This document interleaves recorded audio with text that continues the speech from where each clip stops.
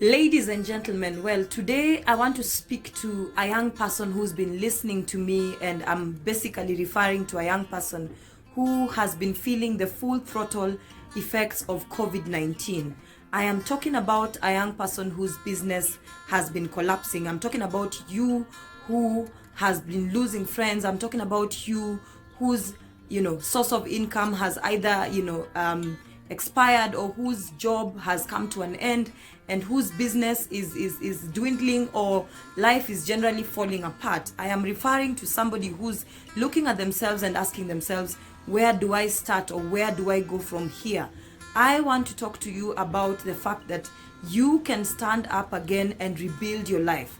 I am discussing about rebuilding your life. I am talking about going back, picking the broken pieces of where you are and where you left your dreams, and starting afresh.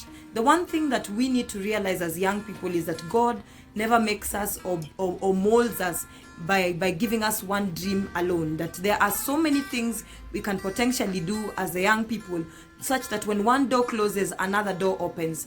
But the substance of my discussion today is on the foundation that you build up for recovering from the losses that you have encountered as a result of COVID-19.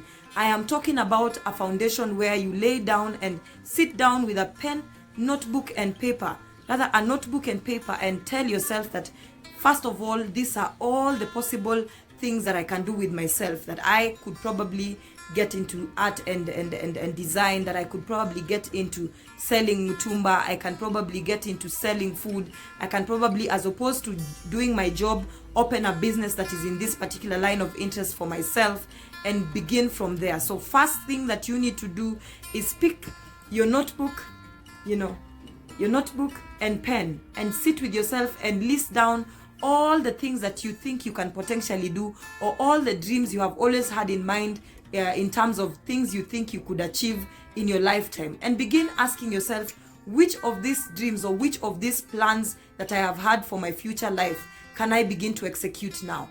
And second of all, which I think is most important, is that as you're laying this foundation, it would be important to sit down and ask yourself, where do I see potential blindfolds? Where do I see potential messes? Where do I see potential mistakes? Or where do I see potential things going wrong, or things going as they have gone, or things going in the manner in which you're trying to run away from?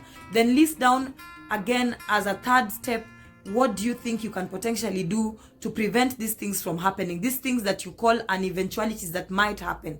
What do you do to prevent them from happening? So you list down, where do you cushion yourself in? For example, if you do not have money from your account, where can you get money to begin the business with?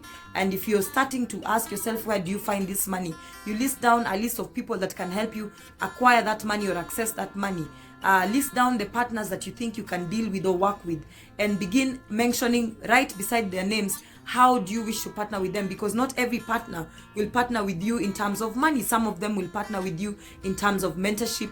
Others will partner with you in terms of giving you knowledge that you otherwise would not access. So list down each and every step of how you think you can achieve this particular dream, and listing down who can work with you in that particular journey or in achieving that particular aspect of the dream.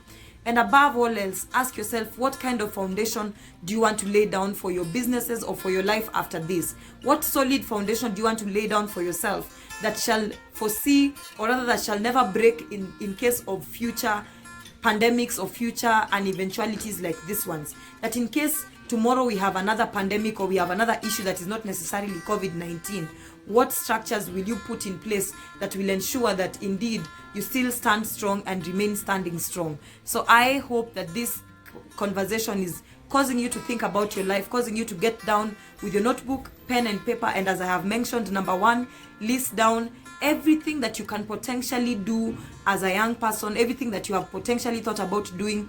Number two, listing down where you think you might miss out on the steps of achieving these particular dreams that you have decided to settle on. Number three, highlighting who can potentially help you. Where do you think you can partner with people, and in what aspects can you partner with them? But above all else, number five, laying down a foundation that is so solid that in case of anything like this happening in the future, you still stand strong, you still have a source of income, and you shall not be shaken by anything that comes in the future. I have been your friend and the person who encourages you each other time, Ruth Ambogo. And always remember that 3 things I don't waste, as in the order of time, makeup, and an opportunity to have a conversation that inspires greatness. I hope this conversation inspires you to greatness and inspires you to begin rebuilding your life, as most of us are doing, or as some of us are doing, beginning to rebuild your life and picking up yourself from where you fell or from where COVID-19 has placed you as a person. And as always, I am wearing frames from Married to Unique and carrying with me a notebook that if you would wish to order, please reach out to me. Asante sana, and see you in the next short video that inspires you to greatness. Bye.